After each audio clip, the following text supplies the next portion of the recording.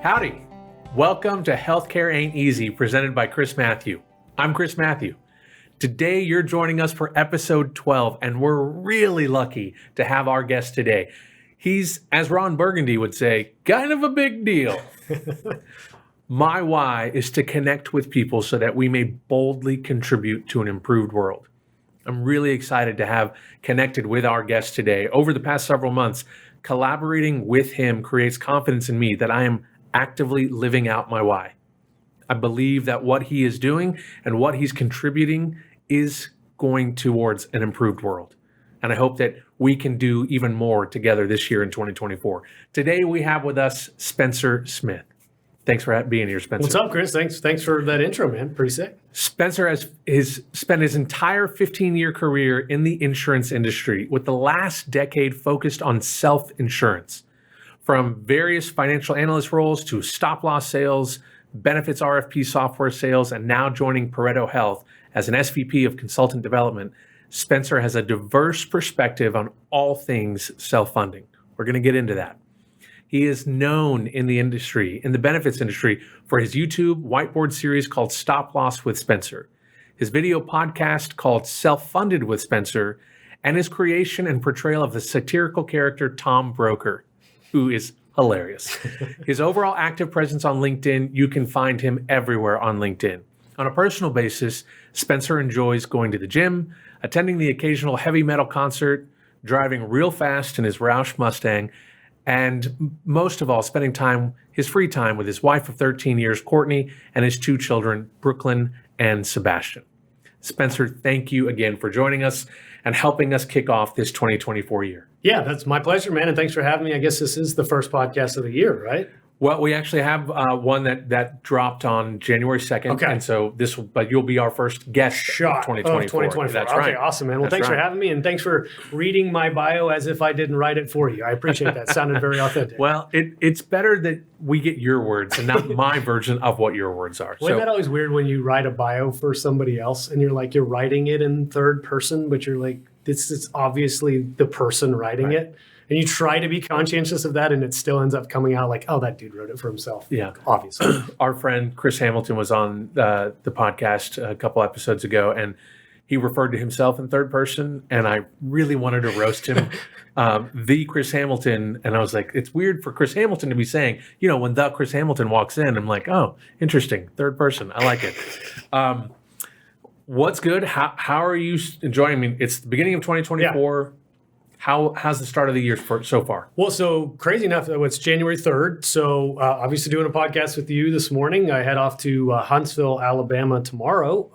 Hunts Vegas. But actually just land there to go to Gunnersville, Alabama. I don't know if you know where Gunnersville is. My friend, I was going to say Chris Hamilton, because you got Chris Hamilton on my mind. Scott Smith invited me out there to do a podcast, his podcast, and then we're going to shoot a Tom Broker skit while I'm there too. Fantastic. Yeah, can't wait. Huntsville, I've actually spent a lot of time there. There's a military base there, Redstone Arsenal, that a close family friend of ours is a retired general now, but he was a 3-star general that oversaw Redstone Arsenal, which was really impressive place. But that's great. Thanks for squeezing us in, especially with the busy travel schedule. Something I learned more in depth about from your podcast, Self-Funded with Spencer, which you can find on YouTube for sure. Apple Podcasts? Apple, Spotify, distribute through Spotify podcasts, or so a couple other places too. Yeah. And absolutely all over LinkedIn. But the episode with Mark Testa around fasting, because I'm beginning my intermittent fasting journey. Okay. And I know you're a practitioner. Yeah. How long have you been practicing this fasting, and how long has fasting been part of your healthcare journey? Okay. I'll give you the vague answer because I can't tell you exactly when I started, but at least the last few years, I have an exercise science degree from college in addition to studying business. It's always been a personal focus of mine. And so that started me 20 plus years ago down this path of understanding nutrition. But because I don't really practice it in my work life, it's something I do on the side just to learn about myself and kind of focus on longevity and things like that. So I've probably been intermittent fasting the last 3 to 5 years on and off. There was a period of time, probably almost a year, where I was doing pretty much a 16-8 fast every day. So 16 hours of not eating, 8-hour feeding window starting around noon and ending at 6, right? Or 6 to 8. And then I'm not a super strict adherent. It's directionally, the goal is to be adherent as much as possible. But I'm not a stickler looking at my stopwatch counting down just to make sure I don't cheat, right? Yeah. But I think it's one of those really cool things, Chris, and I'm curious to hear how you're doing it, it's really simple to follow. You just don't eat, right? You just don't eat. There's no have to do this at this time and add this thing and put your macros. You just don't eat. It's very simple to do. And for me, as long as I get water and I get black coffee, I'm good. Yeah. And like normally, just I shouldn't say chaos. The busyness of a morning with little ones at home. Yep. You wake up and you're scurrying around already. I'm not necessarily sitting down to make breakfast for myself. I'm making breakfast for my boys. I'm packing their lunches. We're getting them out the door. I'm doing a quick cold plunge. I'm heading out the door. I jump into the office, and sometimes before I know it, I look up, it's 1:00 in the afternoon. Mm-hmm. And then at that point, I'm like, well, another hour or so, and I can eat again. Yeah. And it's not always intentional, but I'm trying to be more intentional, in particular about what time I stop eating at night. So I can not necessarily eat a big meal and then go to bed an hour later or 2 hours later, try to give myself a 3-hour plus window, then start the fast at that point. Yeah. And then see how long I can go.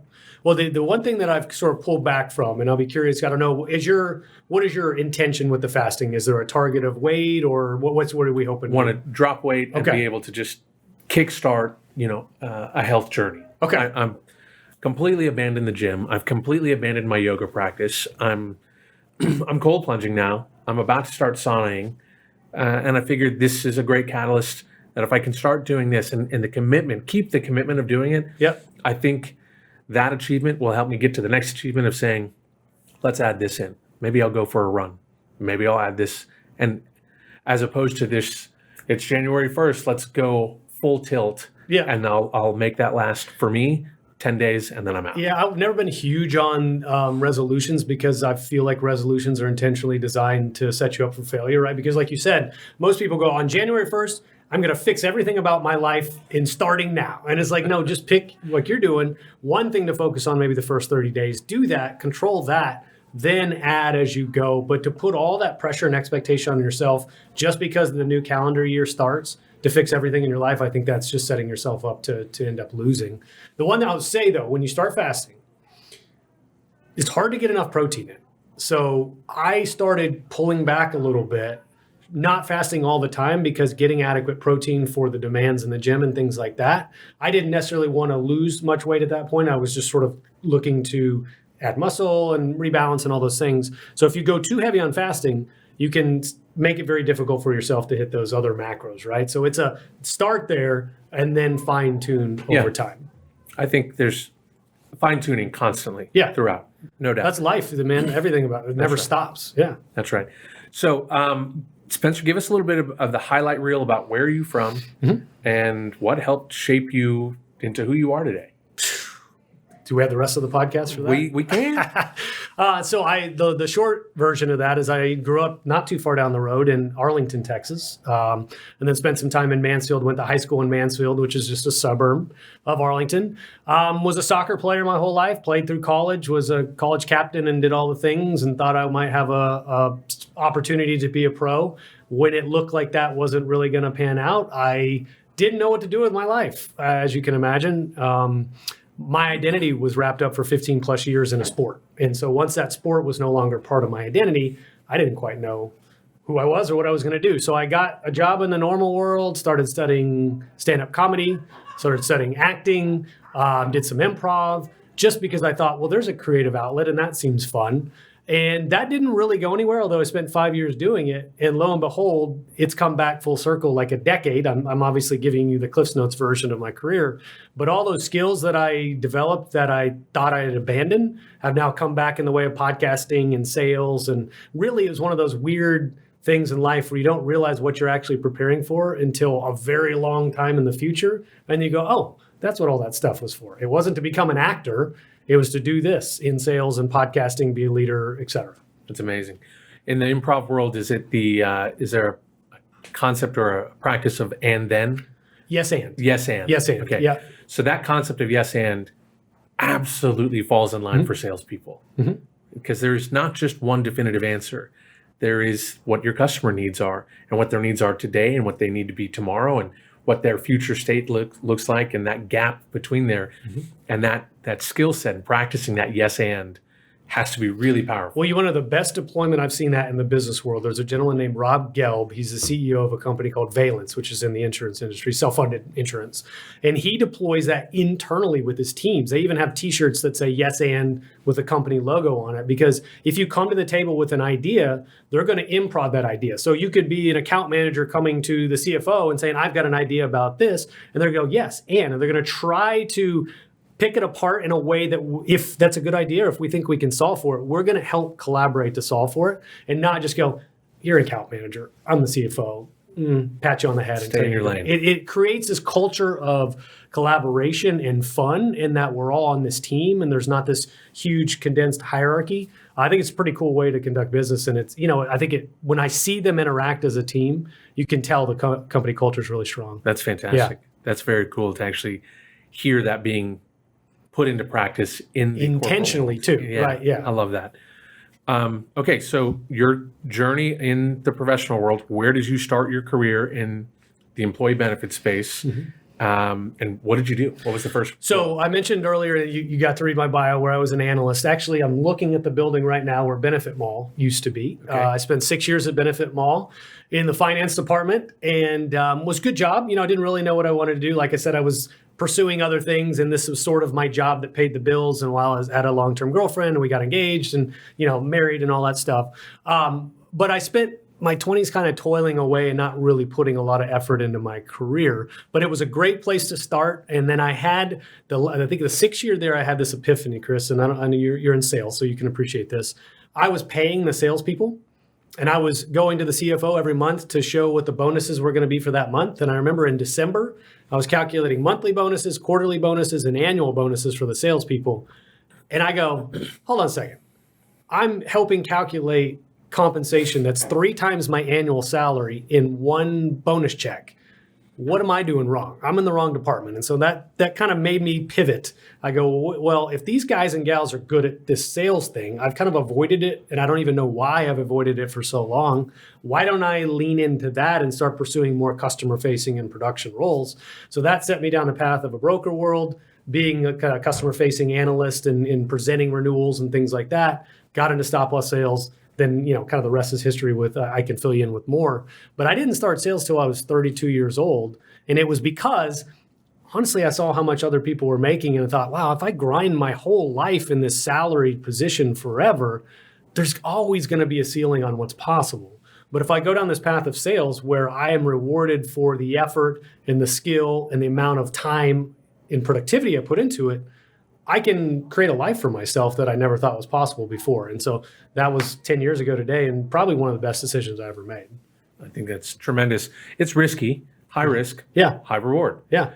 And you do have to make a commitment to really invest in yourself, in training and practicing and learning and studying, because you're naturally a likable person, and maybe it took some of practice through improv to be able to bring out some of those skills. But even then, there's mastering sales is not just something that you arrive at. Yeah, it is a journey. It is not a destination. You are constantly in pursuit of how to be a better salesperson, not than the person next to you, not than Tom Broker. How do you outperform you? Yeah, and compete against yourself. And well, just dealing with the psychology of that, you've experienced this, right? The anxiety of having a production goal, and the world I was in stop loss sales, you'd start over it again at 0 the next year, right? You have a block of business that you could maintain, but it's like, hey, great job. Here's 0. You're all equal again. And now go work towards this really lofty goal 12 months from now. Yeah. And so the anxiety of having to deal with that and trust the process for 6-8 months when not a whole lot was happening, because everything in insurance is backloaded to January 1st effective date. Right. So 60, 70, 80% of your productivity came in a 2 or 3 month time. That's very hard. And not everybody can deal with just the stress of that distance between where they are and the goal and do that repeatedly year after year after year. Yeah. We both worked at one point for Sun Life. Yeah. And I was in the ancillary side of the business, and you were in stop loss. But one of the things that I definitely got coached on when I was brought into the organization, and I experienced, and I would vocalize a lot, you really have to have an endurance and a tolerance of pain, because it can be a really painful process. And it's not that Sun Life is a painful employer. They're a phenomenal organization. It's just the process in sales in that industry and in those types of roles. You got to endure sometimes 6, 8, 9 months of just pure defeat because the very best in the business still have a 94% losing rate, right? And so you're striving, you're killing yourself to be the 6%. Yeah. And well, you know what? And it was even lower in stop loss. Oh, We were targeting about 3% was good. If you did around 5, you were phenomenal in that industry. So can you imagine? You can't imagine because you've done it. There. 3 out of 100 opportunities that came in the door is what you're expected to sell, and you're doing a very good job. And you still owe the same level of enthusiasm and excitement and professionalism and solution mindset to all 100 of them because you don't exactly know which of the 3 are going to fall your way. Man, I could tell you so many stories about the ones that I knew would sell and I wanted so badly to sell, didn't sell. And then you have these ones that you forgot about for a month. And all of a sudden you get an email saying, hey, congratulations, you won the business. You go, I don't even remember what case this was, right? Like, because it's so much of it is outside of your control. Yeah. So the best you can do, like you said, is control your effort, your process, your follow-up, your skill set, et cetera. And then you sort of relinquish the control of the outcome. Totally. Yeah. For me, 2 of the biggest attributes that I've been blessed to have is I have an unlimited amount of enthusiasm and a never-ending level of excitement that I can apply towards lots of different things. And so when I've been able to put those into sales situations,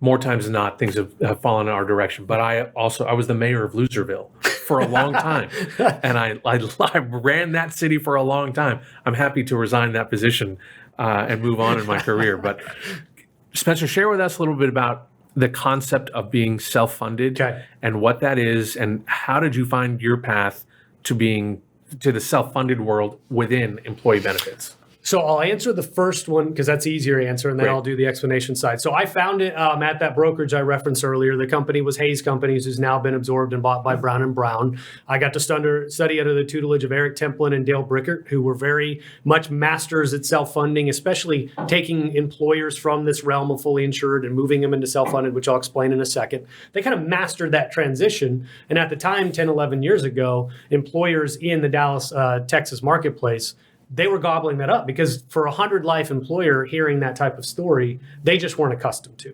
And so it was really, really easy for them because they were good at that particular skill to win business. And I got to observe some of the best doing that at the time. So they taught me everything. I learned the financials, I learned the spreadsheeting, I learned reporting, I learned claims, stop loss, you name it, all the things that you're required to understand what self-funding is. I got a crash course in it as an analyst. And I really, really think the numbers are what made it all click for me because I kind of have a finance mind. But I like the fact that self-funding combines the artistry of there's creativity. There's never a definitively right answer, but there also is evidence-based recommendations based on mathematics and projections and underwriting, et cetera, that can get you very, very close to what the right answer is. But still, at the end of the day, you're just going off your own educated guess and recommendations and things like that. So it combined the creativity and the numbers very well. And then there's a communication component as well. But let me explain to answer the first part of your question, what is self-funding? Yeah. I think the easiest way to understand self-funding is to draw context, Chris, with what it's not. And most employers and most people understand what it means to be fully insured. So you go to an insurance company, you give them your census if you're an employer, let's say you have 20 lives. You go there, they give you a quote. You say, these plan designs, if you pay us this premium for the year, you're covered. You have insurance, and we, the insurance company, will take in all the risk. We'll manage the claims. Everything comes under one roof. But what you're doing there is you're prepaying for insurance. So that employer is deferring the risk to that insurance carrier, but the carrier is dictating the price.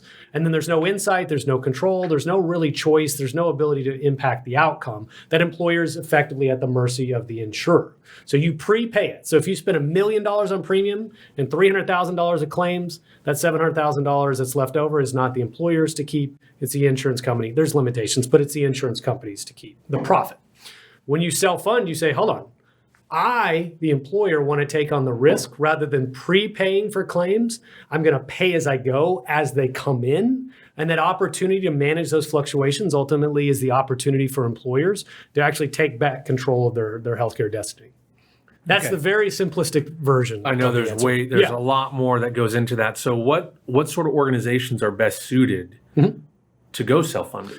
So broadly speaking, I mean, you're going to look at, I'm in the world of captives, so we'll go down to 50 lives as kind of our baseline. So 50 enrolled employees would be the floor for us.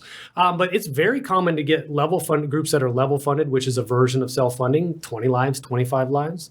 It really comes down to a mindset of an employer. What am I trying to do? We call it having your damn it moment. So that CFO that's sitting at the desk and getting renewals over and over again, 20% increases, 15% increases, and there's no justification. They say, damn it, there's got to be something better. That's where Pareto Health might come in as a captive, or that's where self-funding as a mechanism to take back control of the healthcare spend, that's where it would come up. Stable cash flow, a little bit of risk tolerance, things like that. A lot of boring insurance jargon, believe me. But it's really about the mindset of an employer. What are they trying to accomplish? Self-funding is simply just the vehicle to accomplish their goals. Okay. So what is being successful with a self-funded plan? What's that look like for a company? Well, most people pursue it originally to be to save money, right? Like that is the impetus for the majority of employers is I can't keep spending this year after year. I can't absorb these increases. I've got to save money. So once we check that box, you're not guaranteed to save money, but on average over time, the overwhelming majority, if not all employers will benefit from being self-funded rather than fully insured. But it might take 5, 6, 7 years to really prove that out.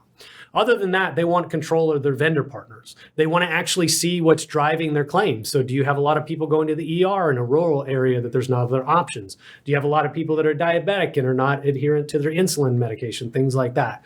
Those things, that type of evidence of where your claims are coming from isn't really visible or accessible when you're fully insured. So an employer that wants to know what's driving my costs, and then after that, since I can now measure it, I can manage it, they want to be able to take control, work with a consultant that will build that strategy. And it's really about, actively managing your health plan rather than deferring it to somebody else.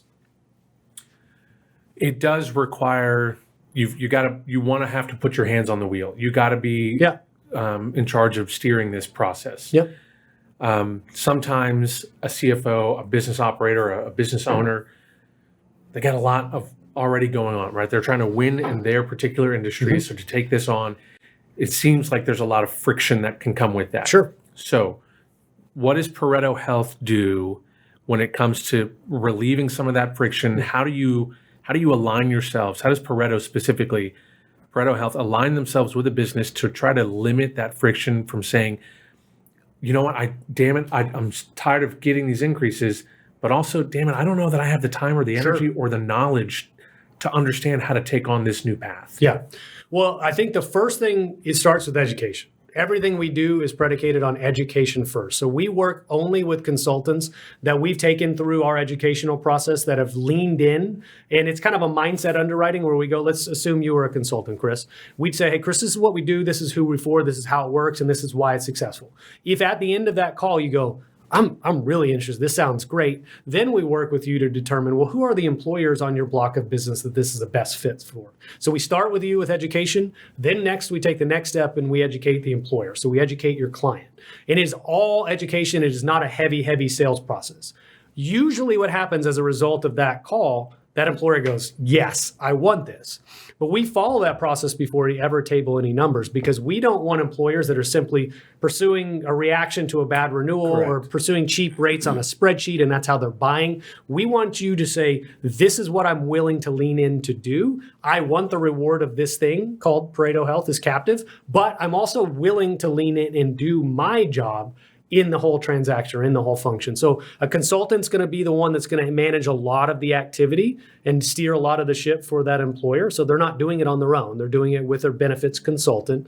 And then all of the vendors, the third-party administrators, the PBMs, point solutions, they're all playing their specific role within that ecosystem as well. So the employer has to do some paperwork. They have to get used to, claims coming in on a monthly basis and that fluctuating a little bit. Yeah. But other than that, you bring in these vendors who are like your team, and they're managing their part. Yeah, that's great. I think that education, when you can educate people, and it's not a sale, and I think that's where I have found my greatest strengths and my greatest wins in business have been all through education of where you are, where you're trying to go, and what is required in between. That's not a decision for me to force upon you. You got to decide that you want to go to this new place, this future state. I can help you there and I can get you there. Maybe I can get you there faster, but you do have to be willing to go through that process. Me watching that fasting video with you and Mark I learned some things and thinking, okay, I never thought about if prior to last week, someone said, hey, would you ever do a 3-day fast? I would say you're out of your mind. Absolutely not. Yeah. Now I'm going to work my way up to it, but I'm kind of stoked to after learning what your body actually does and goes through to help reset itself. I'm very intrigued to go through that process and see what that does for me internally.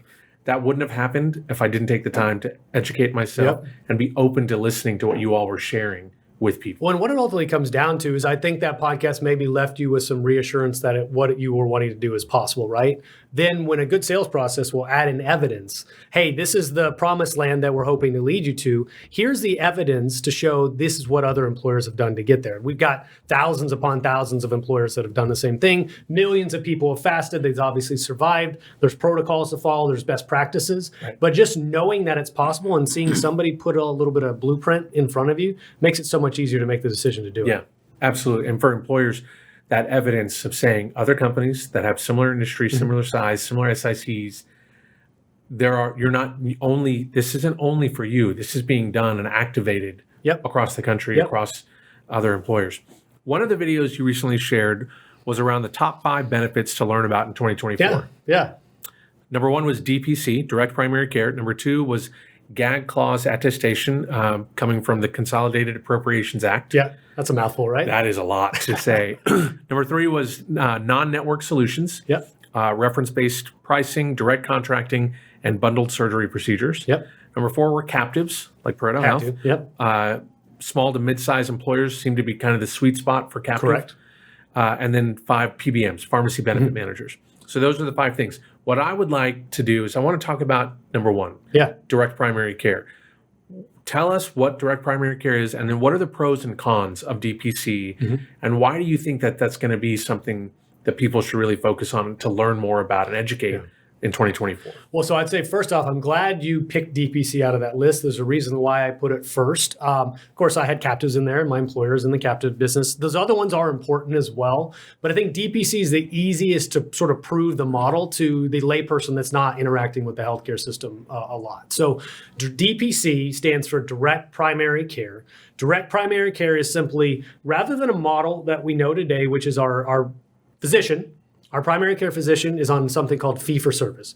Every time they provide a service, they charge a fee. They submit that fee to an insurance company. There's negotiations, and eventually that fee is paid. A percentage of it will be paid by the insurance company and the employee. That's fee for service. What's happened in the fee-for-service world, though, is you have huge patient panels where 3,000 people might be on this doctor's panel. You might get 5 to 7 to 10 minutes with your physician because he or she's got to churn an assembly line of people through the door in order to be profitable. They have heavy administrative staff, so they're having to have a lot of people on staff simply to bill the insurance company. And you're getting a lower quality outcome from the patient's perspective. You're getting less time with your doctor. The doctor's quality of life is tremendously, I don't want to say detrimented, but it's the overall quality of their life is decreased as well because of that. So we have this pressure valve that's been created. A lot of private equity money coming in there as well. I won't get too much into that, but a lot of money is in there that's forcing this system to react this way in fee for service. DPC comes along is the antithesis of that. So rather than every time that doctor provides a service, you pay a fee, an employer typically will pay a monthly membership fee for all the people in their business. So let's say they had 100 people, they might pay $75 a month for those 100 people each to have access to this doctor. So now, rather than that doctor charging every time they deliver a service, they're getting all their money on a predictable, reoccurring monthly membership fee. And now they get to focus on time with the patient. They have smaller panels, less administrative burden. It's all cash-based, so they're not billing insurance. And a lot more can be kept in the primary care ecosystem without the nickeling and diming that typically happens today. Thank you so much. This is Healthcare Ain't Easy. Healthcare ain't easy, but with people like Spencer, with the good work that he and ParetoHealth are doing out there to make incredible impact, healthcare can become easier when we all collaborate and connect together. Thanks for your time. We'll talk to you soon.